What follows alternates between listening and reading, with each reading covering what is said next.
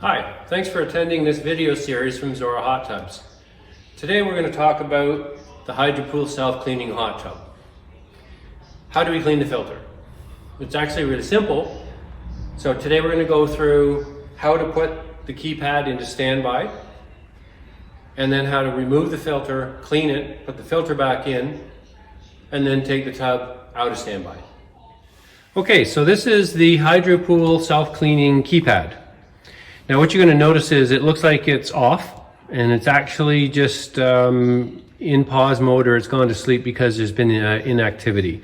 So all you have to do is just tap the keypad, and what you'll see is there's going to be two icons come on the screen. To unlock the keypad, you just simply drag the one icon on top of the other one, and that unlocks it for operation. So in order to clean the filter, what we really want to do here is, you'll see on this side of the keypad, we're going to adjust to the settings button, and then we're going to move along down to maintenance. So inside of the maintenance, we can then select standby. Now what standby is going to do is it's going to take our circulatory pump and it's going to pause it. So you'll notice what we have here is the option of the drain. So really what this means is that there's going to be small air bubbles and water moving from the circulatory pump, and as soon as you see those little air bubbles stop, then that means now that the circ pump has stopped and that we're ready to go ahead and take the filter out. And a quick note is, always look for the little water bubbles or air bubbles that you'll see normally running in the tub to stop. If you go to remove the filter while those bubbles are still moving, of course, that's going to be under pressure, and so you're just going to be at risk of getting yourself wet.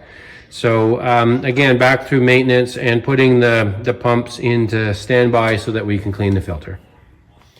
Okay, so this is our filter cover, and on top of our filter cover sits our favorite quarantini, or our favorite cold beverage. The idea behind this is you remove the filter cover and it exposes the filter canister, which is held down by a filter locking ring. So the locking ring, we lift up on the lock tab and we simply rotate until it removes. And we can set that off to the side, and then what's down below is our filter canister, and inside of that is our filter cartridge. In order to get this out, you want to open up this little air bleeder screw, and it only takes 2 or 3 threads. That'll equalize the pressure from the outside air to the air that's inside the canister. So when we pull that up, we remove that assembly. It exposes our filter cartridge that we can then clean, put back in the same manner, reinstall, put our lock ring back on. What we're going to do here is we're going to leave that bleeder screw open those 2 or 3 turns, and we're going to go back to the keypad and we're going to put the tub back into normal operation. Okay, so we're back at the keypad. Now what we want to do is resume the normal operation. So very simply, to do that, we're just going to cancel. And what happens is that's going to start the circulatory pump up. The circulatory pump is going to start to push air. So that little bleeder screw that we were looking at on the filter cartridge is going to start to have air come out of it. There's a little bit of a small hissing noise that you're going to hear. And then that's going to be followed by a little bit of a dribble of water coming out. So as soon as the air has been removed and the water starts to come out, we just tighten that bleeder screw and we're back into normal operation.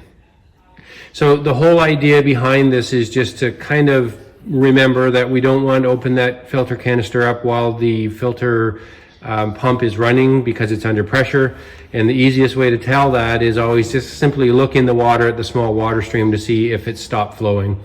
So we're going to our keypad, putting it into settings, and going to the standby function and waiting until the water stream stops, opening our bleeder screw, cleaning our filter, reinstalling everything back to normal, and then taking our keypad and canceling it back to normal operation. So that ends our video series for how to clean the filter on a self-cleaning Hydropool hot tub.